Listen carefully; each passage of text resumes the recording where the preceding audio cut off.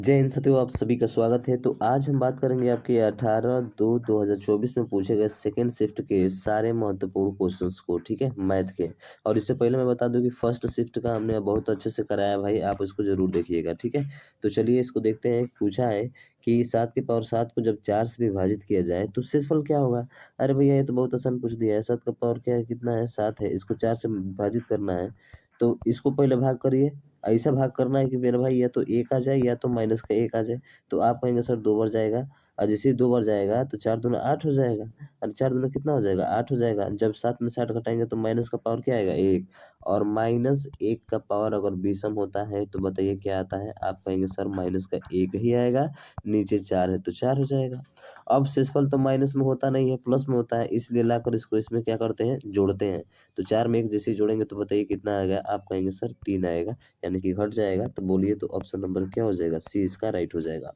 Simple सा question है कि नहीं, बहुत सिंपल है। अगला क्वेश्चन देखिए। अगला प्रश्न है कि 15 है, ठीक है, फिर प्लस करके आपका 21 गुणे, यहाँ पे देखेंगे तो रूट का 9 अब माइनस का 2 + 5 है, और डिवाइड करके कितना है, आप कहेंगे सर 2 है। सिंपल सा तो है, पहले इसको सॉल्व करिए। तो ये रूट 9 का 3 हो जाएगा, माइनस का 2 + 5 हो जाएगा। फिर 5 में 3 जोड़ेंगे 8, 8 में से 2 घटाएंगे तो कितना आ जाएगा, आप कहेंगे सर 6 आ जाएगा। इसका मतलब है कि 15 + 21 गुणे 6 भागे कितना आया, 2 आया। अब जैसे ब्रैकेट हम करते हैं, करने के बाद से क्या करते हैं, डिवाइड करते हैं। तो 2 से कितना बार में, 3 बार में, और 3 बार में कट गया, खत्म ही। और 21 में 3 का गुणा करेंगे 63, और 63 इसमें जोड़ देंगे तो कितना आ जाएगा, आप कहेंगे सर 78 आ जाएगा। बोलिए बाके बिहारी लाल की जय। थोड़ा सा फास्ट करिए, समझ रहे हैं ना, फास्ट करेंगे तबे जो है टाइम सेव कर सकते हैं। अगला क्वेश्चन। अगला क्वेश्चन है कि तो इसमें देखेंगे तो पहले प्लस वाला जोड़ना पड़ेगा, ये वाला है, फिर ये वाला है, और उसके बाद से मेरे भाई ये वाला है, ठीक है। तो जोड़ दीजिए। तो यहाँ पे है, इसको तो जोड़ना ही पड़ेगा, समझ रहे हैं ना। 0 0 4 है, उसके बाद से आप देखेंगे तो 7 पॉइंट करके 7 0 3 4 है, ठीक है। उसके बाद से .03 है, तो पॉइंट करके जो है 3 और 0 0 आप कर सकते हैं, कोई दिक्कत नहीं है। तो ये तो लास्ट में 4 होगा, 4 3 7 हो जाएगा, 0 हो जाएगा, 7 3 10 का 0 हो जाएगा, और 1 1 2 हो जाएगा, यानी कि 32, ठीक है। ये हो गया। अब माइनस वाला जोड़ेंगे तो माइनस वाला देखिए 4.98 है, फिर क्या है आपका भाई 4.98 यहाँ पे है, 7.6 है, यहाँ पे 7.6 है, और फिर आपका माइनस का 2 है, ठीक है। जोड़ दीजिए माइनस वाला सभी। तो ये भी 8 हो जाएगा, 0 बढ़ा लेंगे यहाँ पे, 9 × 15 का 5 हो जाएगा, ठीक है। तो ये 5 हो जाएगा ना, कोई दिक्कत है यहाँ तक, नहीं सर कोई दिक्कत नहीं है। 7 4 11 2 13, और ये कितना हो जाएगा, 14 हो जाएगा। तो 14.58 घटाना है, तो 14.58 घटा दीजिए। तो देखिए 7 और 4 लास्ट में तो होना चाहिए, इसमें नहीं है, इसमें नहीं है, 2 ऑप्शन में है। अब यहाँ पे देखेंगे तो ये वाला हासिल तो यहाँ पे चला जाएगा, और यहाँ पे 12 11 में से 11 में से 4 जगह 7 होगा, यानी कि ये तो होगा नहीं 19 वाला, केवल ऑप्शन नंबर बी होगा। पूरा घटाने की कोशिश मत करिएगा, टाइम आपका बेकार होगा, ठीक है। चलिए अगला क्वेश्चन देखते हैं। अगला प्रश्न है कि दो संख्याओं का एचसीएफ 11 और उनका एलसीएम इतना है। तो आपको पता होगा कि एलसीएम इंटू क्या होता है, एचसीएफ, ठीक है, बराबर first number and second number, यही तो होता है।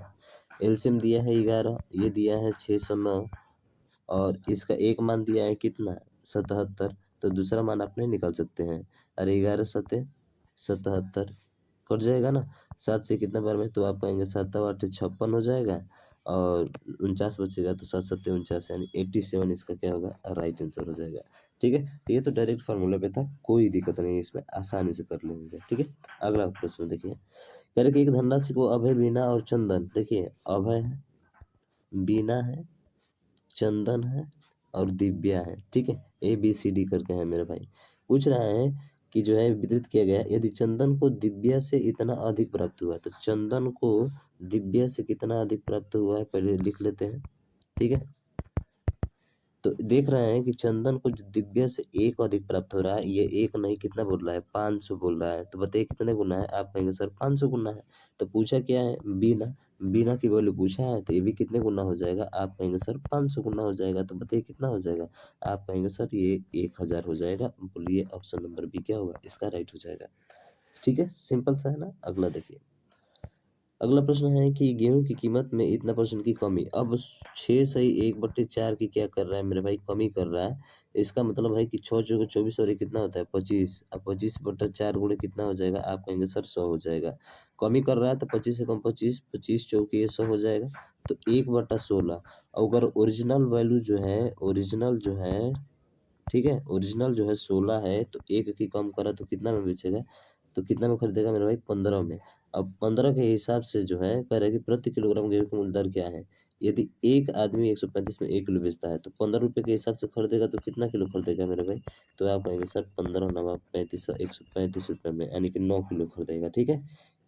तो प्रति किलोग्राम गेहूं का मूल्य दर क्या है, अगर मूल्य दर निकालना है तो पूरा टोटल में जो है आप इसका क्या करते हैं, भाग कर देते हैं कीमत का, ठीक है, तो पता चल जाता है कितने किलोग्राम। तो ये 9 किलोग्राम इसका क्या हो जाएगा, राइट आंसर हो जाएगा ना। अगर इनिशियल वैल्यू पूछता तो 16 होता है, 16 के हिसाब से कितना रुपये में खरीदा तो 16 से भाग करते हैं यहाँ पे। और ये नहीं कहा है, कमी कहा है, तो उस कमी की वजह से उसे कितने रुपये में जो है कितना किलो मिलेगा, तो आप कहेंगे सर 9 किलोग्राम जो है मिलेगा उसको, ठीक है ना। तो गेहूं की क्या पूछ रहा है, प्रति किलोग्राम गेहूं की मूल्य दर क्या होगी, तो मूल्य दर इसकी 9 होगी। 9 के हिसाब से खरीदेगा तो 15 किलोग्राम खरीद लेगा, ठीक है ना। 15 9 100 कितना होता है, 35 होता है। समझ में आया मेरी बात, बिल्कुल सही। 16 से मत भाग कर दीजिएगा, गड़बड़ हो जाएगा, ठीक है। अगला देखिए, अगला प्रश्न है कि एक विक्रेता ने 10 रुपये में 6 केले खरीदे और उन्हें 6 में 4 के हिसाब से बेच दिया। तो ऐसे कंडीशन में ध्यान रखिएगा, 10 में 6 खरीदा है तो 6 एक में कितना खरीदेगा, तो आप कहेंगे सर 10/6, यानी कि ऊपर कीमत नीचे वैल्यू होती है, ठीक है ना। जितना खरीद रहा है 6 केले 10 केले वस्तु होता है नीचे। और उसी तरह से ये क्या क्या है, खरीदा है ना भाई सर, खरीदे यानी कि सीपी हो गया ये, ठीक है। तो एसपी क्या होगा, तो एसपी हो जाएगा 6/4, ये हो जाएगा। तो इसका तिरछा तिरछा गुणा, इसका इधर गुणा करा दीजिए, इसका इधर गुणा करा दीजिए। तो 4 दाम में कितना होगा 40, और 6 छः कितना हो जाएगा मेरे भाई 36। यानी कि क्या हो रहा है, 40 में खरीद रहा है, 36 में बेच रहा है। 4 की हानि हो रही है, किस पर हो रही है, 40 पे हो रही है। परसेंटेज के लिए 100, तो कितना परसेंट होगा 10। 10% की क्या हुई मेरे भाई, 10% की हानि हो गई। यानी कि ऑप्शन नंबर बी इसका क्या हो जाएगा, राइट आंसर हो जाएगा, ठीक है। सिंपल सा है ना क्वेश्चन, कोई दिक्कत नहीं है, बहुत ईजी है। अगला क्वेश्चन कि किस्त वाला प्रश्न बहुत आसान होता है। क्या करना होता है कि आप देखेंगे कि 12% है, ठीक है, 12% है साधारण ब्याज पर 3 वर्ष में। तो 3 वर्ष में देखेंगे तो कितना हो जाएगा, तो आप कहेंगे सर 3 वर्ष में हो जाएगा 36 हमारा, ठीक है। 3 वर्ष में कितना हो जाएगा, 36 हो जाएगा। और 3 वर्ष में 36 होगा, तो मान लेंगे कि मूलधन उसका 100 है, मूलधन क्या है 100 है। तो 100 मूलधन चुकाएगा ही, और उसके साथ साथ 36 भी चुकाएगा। और कितने साल के लिए, 3 साल के लिए। तो 3 साल के लिए मूलधन कितना हो जाएगा, आप कहेंगे सर 3 साल के लिए 300 हो जाएगा। और 36 ये चुका रहा है, तो यानी कि 336 रुपया चुकाएगा। कितना चुकाएगा, 336 चुकाएगा। कितना पे, 1260 रुपये है, इसको करके चुकाना है। तो बताइए उसका मूलधन कितना होगा, तो मूलधन से 100 से क्या कर देंगे, गुणा। बस यही काम करना है। या फिर एक तरीका है कि 3 है ना, तो 3 को छोड़ दीजिए, 3 को हटा दीजिए। अब 2 किस्त चुकाएगा, एक 1 के रूप में और एक 2 के रूप में। और 2 और 1 कितना हो जाएगा, आप इसको जोड़ेंगे तो 3 हो जाएगा। और 3 में 12 से गुणा करना है, तो वैसे ही आएगा 36 से आएगा। और 600 रुपये किस्त जमा कर रहा है, तो मेरे भाई कितना किस्त हो जाएगा, आप कहेंगे सर ये 336 रुपया पूरा टोटल हो जाएगा। तो टोटल वैल्यू दिया है यहाँ पे कितना, तो टोटल वैल्यू आप देखेंगे तो यहाँ पे दिया है 1260। कितने गुना है इसका, तो सर इसको कटाना है, अब आपको कटा दीजिए। तो देखेंगे तो 4 से कटाइए, 4 आठे कितना हो जाएगा 32, 4 चौके 16 हो जाएगा, ठीक है। 4 से कितना बार में कट जाएगा, आप कहेंगे सर 25 बार में कट जाएगा। फिर 4 से कटाएंगे, तो 4 से कटाएंगे तो 4 दूना कितना हो जाएगा 8, ठीक है। और 4 एकम 4, फिर 4 से इसको कटाइए, 4 तिये 12, 4 एकम 4 और 4 पचे 20। फिर 3 से कट, 7 से कट जाएगा, क्या 7 तरीका 21 हो जाएगा। और 7 से इसको कटाइए, 7 चौका 28, 11 7 पचे कितना हो जाएगा 35। और ये 15 बार में, ठीक है। 15, अब 15 में 25 का गुणा करिए, 15 पचे 75 का 5, 15 दूना 30 और 7 37, यानी कि 375 क्या होगा आपका राइट आंसर हो जाएगा। तो ऑप्शन नंबर, सॉरी ये तो नहीं होगा, ऑप्शन नंबर बी इसका राइट हो जाएगा। तो किस्त वाले प्रश्न ऐसे आसानी से कर लीजिएगा, कहीं पे कोई दिक्कत नहीं होगा। अगर मान के चलिए ये 4 वर्ष के लिए कहता है, कितना वर्ष के लिए कहता है मेरा भाई, 4 वर्ष के लिए कहता है, तो 4 को छोड़ दीजिए। अब 3 जोड़िए, तो 3 प्लस 2 और प्लस 1 हो जाता है, ठीक है। तो 3 दो 5 कितना होता है 6 होता है। अब 12 के दर से लग रहा है, तो 12 से गुणा कराते 72, तो 3 400 कितना हो जाता है 472 हो जाता है इस बार। समझ रहे हैं ना। हाँ, तो 3 वर्ष के लिए बोलता है 300 जोड़ कर करेंगे, 4 वर्ष के लिए बोलता है 400 जोड़ कर करेंगे। इस तरह से आसानी से आ जाएगा। फिर अगला है प्रश्न कि बोल रहा है इसमें कि मनन ने एक व्यवसाय में इतना रुपया निवेश किया और कुछ महीने बाद विवेक इतना के साथ उसके साथ जुड़ गया। ऐसा प्रश्न तो मैंने आपको बताया है, ठीक है। और वर्ष के अंत में कुल लाभ जो है उनके बीच का इतना का है। तो आपको पता है कि सर 76 है। देखिए 3 जीरो इसमें कॉमन है, 3 जीरो इसमें कॉमन है, इसको पहले उड़ा दो भाई सब यहाँ से, ठीक है। तो ये है 76 और 76 जो है ये पूछ रहा है ना कि कुल लाभ जो है वर्ष के अंत में, वर्ष में कितना महीना होता है, 12 महीना होता है, यानी कि ये तो 12 महीने तक किया, लेकिन ये वाला कुछ महीने तक किया है। कुछ महीने तक का मतलब होता है कि 57 था, 57 में से कुछ महीना यानी कि 12 में से एक से क्या कर देना है, घटा देना है, और ये ही बराबर हो जाएगा 2/1 के। बस काम खत्म हो गया आपका। तो आप देखेंगे तो 19 चौक 76 और 19 तिया 57 ये कट जाएगा इसे। फिर देखेंगे तो जो है 2 से ये 2 बार में कट जाएगा, तो 12 दूना 24 और 24 में 1 का गुणा करेंगे तो 24 हो जाएगा। और इसका इसमें गुणा कराइए तो 12 तिया 36, ठीक है, 12 तिया 36। या फिर यहाँ पे ऐसे भी कटा सकते हैं, सीधा यहाँ से कर दीजिए 2 से 2 बार में, 3 से 4 बार में, तो 4 दूना कितना हो जाएगा 8। तो ये हो गया आपका कितना 12 माइनस x बराबर, ये 4 दूना कितना हो जाएगा मेरे भाई 8 के हो जाएगा। तो यहाँ से x बराबर निकालेंगे तो 12 माइनस 8 बराबर कितना आ जाएगा, आप कहेंगे सर 4 आ जाएगा। कितना आ जाएगा मेरे भाई 4 आ जाएगा। तो बोलिए 4 किस ऑप्शन में दिख रहा है, सर बी में दिख रहा है, तो बी आपका राइट हो जाएगा। यानी कि जो है विवेक कितने महीने बाद व्यवसाय को छोड़ा, तो भैया 4 महीने बाद व्यवसाय को क्या किया है, छोड़ दिया है। बात मेरी समझ में आई आपको, बहुत आसान था। अगला देखिए, अगला है कि मोहन 17वीं पारी में 97 रन। देखिए 17वीं पारी में जो है इसने 97 रन बनाया। कितना रन बनाया, 97 रन, और उसका औसत 3 बढ़ गया। इसका मतलब है कि 16 पारियों तक इसका औसत 3 के हिसाब से रहा होगा, तो कितना रहा होगा 48 रहा होगा। बस 16वीं पारी का घटा दीजिए, 48 से औसत रहा होगा, तो 17वीं पारी का औसत अपना आप आ जाएगा, ठीक है। तो 17 में से 8 जाएगा 9, 5 में से 4 जाएगा 4, यानी कि बोले 8 में से 4 जाएगा तो 4 होगा ना, तो 49। इसका 49 क्या होगा, राइट आंसर हो जाएगा। सिंपल सा क्वेश्चन है, 2 लाइन का, ठीक है। बेसिक से करेंगे थोड़ा टाइम ज़्यादा लगेगा।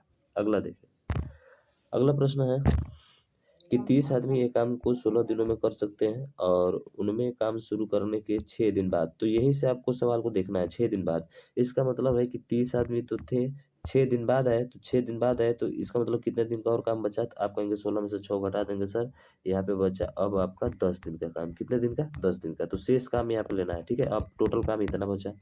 फिर बोल रहा है कि 15 जो है, या फिर बोल रहा है कि 15 और आदमी आ जाते हैं।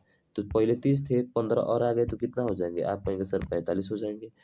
तो उनके साथ जुड़ गए। अब उन्हें शेष कार्य पूरा करने में कितना दिन लगेंगे, तो मान लिए 1 दिन में लगेंगे। बस कहानी खत्म, ठीक है।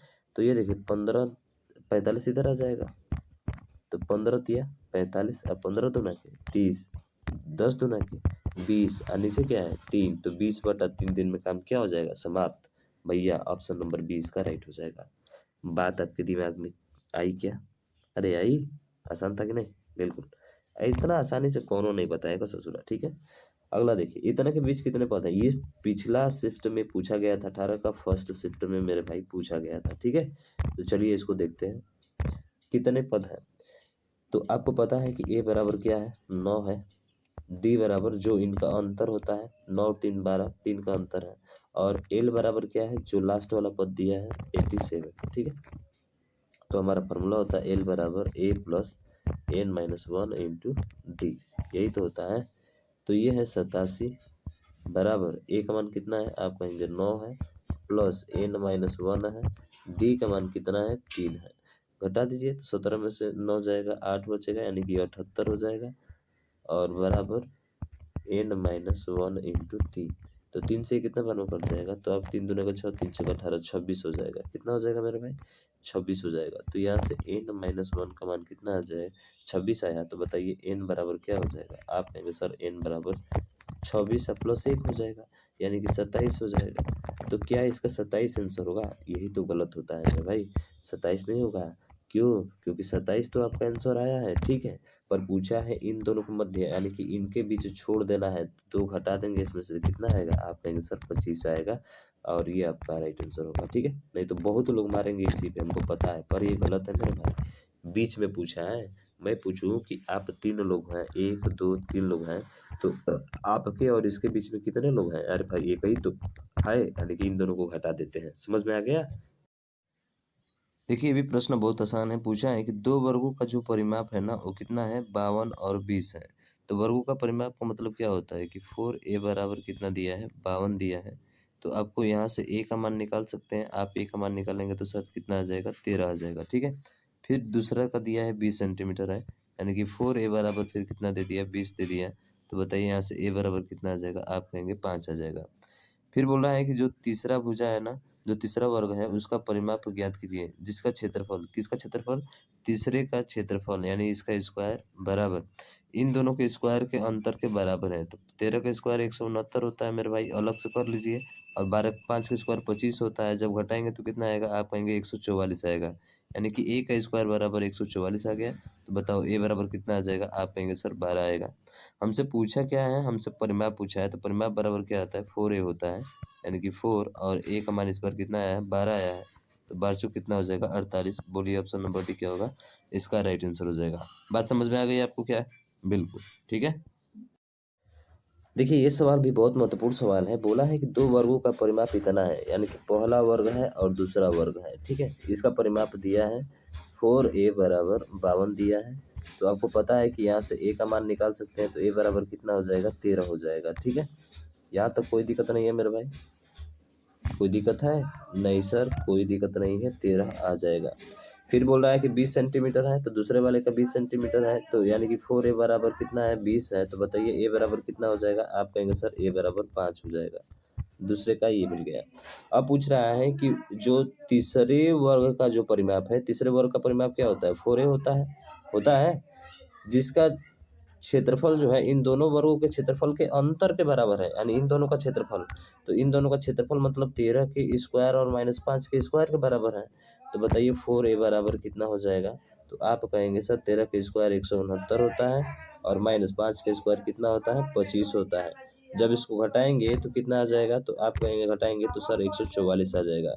यानी कि 4a बराबर क्या है, 144 है। तो a बराबर कितना आ जाएगा, आप कहेंगे सर 4 तिया 12 हो जाएगा और 4 तिया 12 हो जाएगा और 4 छः कितना हो जाएगा, 24, यानी कि 36 सेंटीमीटर हो जाएगा।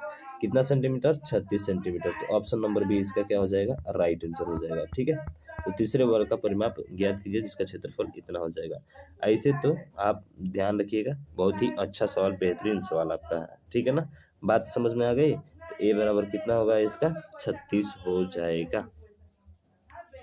ठीक है ना, क्योंकि ये बोल रहा है कि इन दोनों का जो क्षेत्रफल का स्क्वायर है ना, वो क्षेत्रफल का वर्ग क्षेत्रफल है उसके परिमाप के क्या है, बराबर है। तो ये बराबर हो जाएगा, सीधा आ जाएगा 144 आपका। ठीक है ना, बात समझ में आ गई क्या।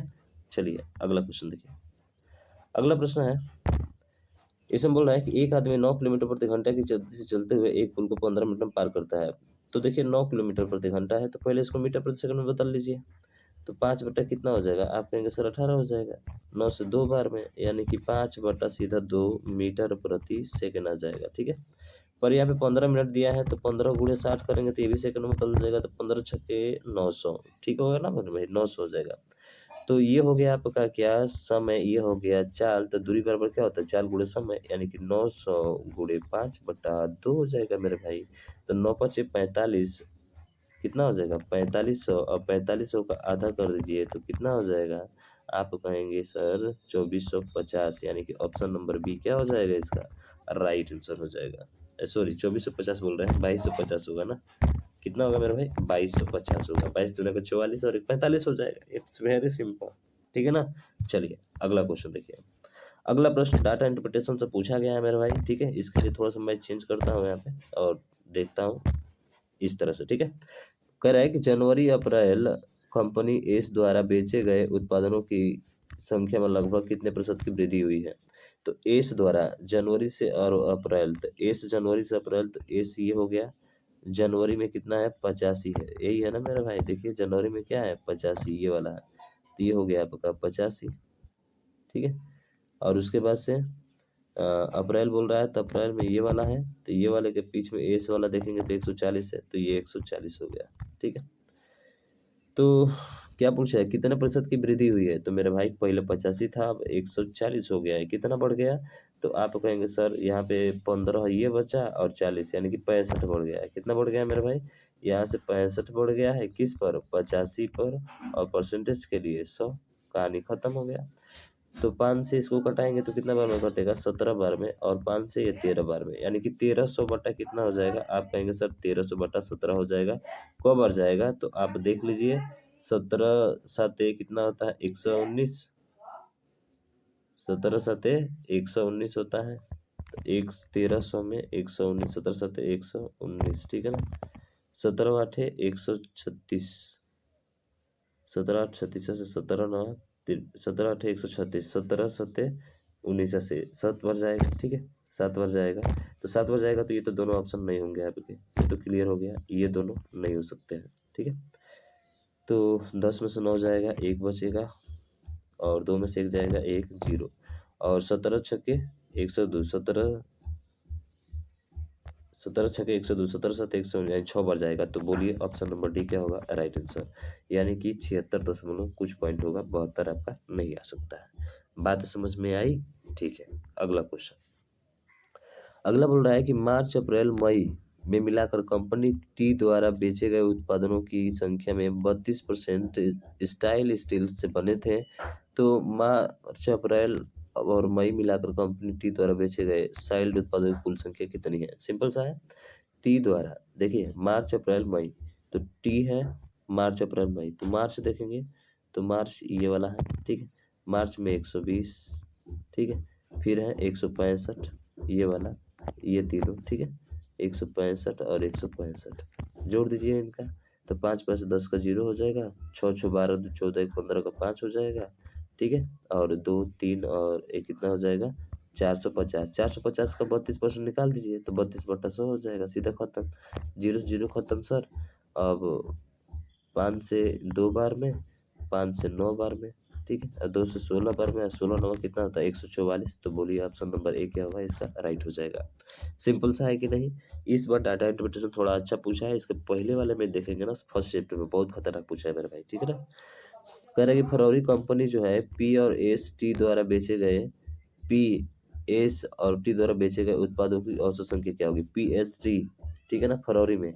तो फरवरी में पी एस टी देखिए, तो फरवरी में पी, ठीक है, फरवरी में पी कौन सा है? 155 है, तो 155 प्लस एस, एस देखेंगे तो फरवरी में एस कितना है? 110 है, तो 110 प्लस, और टी कितना है? आप कहेंगे सर 90 है। बस भाग करना है, तो देखिए 110 में 90 जोड़ेंगे तो 200 हो जाएगा, और 200 में 100 जोड़ेंगे तो 355 हो जाएगा, और 355 अब बटा कितना हो जाएगा? आप कहेंगे सर 355 अब बटा 3 हो जाएगा, भाग कर दीजिए, 3 एकम 3, 3 एकम 3, ठीक है, लगभग में बताना है। 3 एकम 3 और 24, तो 3 8 24, 118 हो जाएगा, तो 118 बोले तो ऑप्शन नंबर सी इसका राइट हो जाएगा, ठीक। अगला देखिए, अगला प्रश्न है कि मार्च और कंपनी पी और आर द्वारा बेचे गए उत्पादों की कुल संख्या अप्रैल में उन्हीं कंपनियों द्वारा बेचे गए कुल उत्पादों की संख्या से अनुपात बताइए।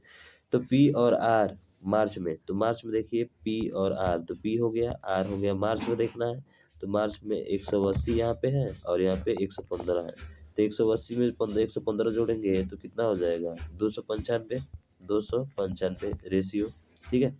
उसके बाद से फिर क्या बोल रहा है कि उत्पादों की कुल संख्या का अप्रैल में उन्हीं कंपनियों द्वारा बेचे गए उत्पादों की कुल संख्या, ठीक है। तो मार्च कंपनी में पी और आर द्वारा, अब अप्रैल में देखना है, तो अप्रैल वाला ये रहा, अप्रैल में पी और आर का देखना है, तो 160 है और 240 है, तो कितना हो जाएगा? आप कहेंगे 40 में 60 जोड़ेंगे 200, 200 400 और एक 500 हो जाएगा, ठीक है, 500 हो जाएगा, तो सीधा कटा दीजिए ना, तो 5 से कटाएंगे तो 5 5 25, ठीक है, और 5 9 45, 59, यानी कि ऑप्शन नंबर डी इसका राइट आंसर हो जाएगा, सीधा सीधा, ठीक है। कटाएंगे ना तो हो जाएगा आपका 59 रेशियो ये, ठीक है ना, 200 300 और एक 400, सॉरी ये 400 होगा ना मेरे भाई, 400 होगा, तो 5 8 है 40 80, यानी 59 रेशियो 80 आपका राइट आंसर हो जाएगा, ठीक। अगला और ये अंतिम प्रश्न है भाई साहब, इसके बाद से इसकी कहानी क्या हो जाएगी? खत्म हो जाएगी, ठीक है ना।